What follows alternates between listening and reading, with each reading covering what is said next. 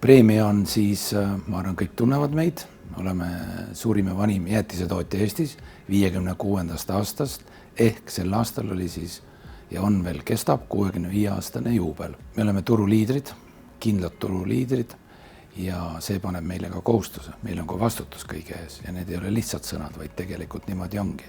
Alustasime juba 6-7 aastat tagasi, kus vilju maitseme praegult, et me vahetasime näiteks esimeses külmalaos ära harilikud lambid LED-lampide vastu, hoidsime kokku, oleme hoidnud praegu 42% vähem elektrit tarbime. Ja see teeb juba kena kopika, seal on miljonites juba küsimused. Siis teine suund on muidugi sellest aastast, me oleme siis läinud täielikult taas kasutus energia peale, täpsemalt 1. juunist. Ja sellega me hoiame kokku, siis anname maailmale nii-öelda, kui nii võib öelda, oma panuse ehk kuskil 2800 tonni CO2 emiteeritakse vähem siis.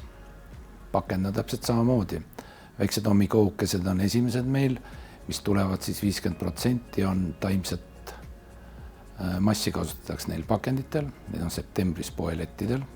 Esimesel-teisel nädalal. Digitaliseerimine on väga tähtis, seda kogu aeg räägitakse, aga ikkagi esineb veel, et nii omanikud kui juhid ei taha sellega tegeleda, sest see maksab ka midagi ja selleks on vaja programme ja selleks on vaja inimesi koolitada ja see võtab aega. Aga sellega on vaja tegeleda, sest muidu see ei ole konkurentsivõimeline. Eksport nõuab täpselt seda samamoodi.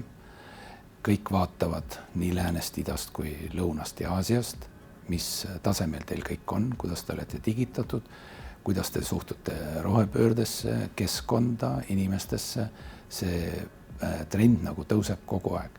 Ja meie jaoks digitamine tähendab see, et meil on kõik asjad automatiseeritud, programmidega kaetud, ost, müük, logistika, finantsid, raamatupidamine, tootmine, absoluutselt kõik. Ja ma ei näegi, et siin nagu maailm on ju muutunud, eks ole.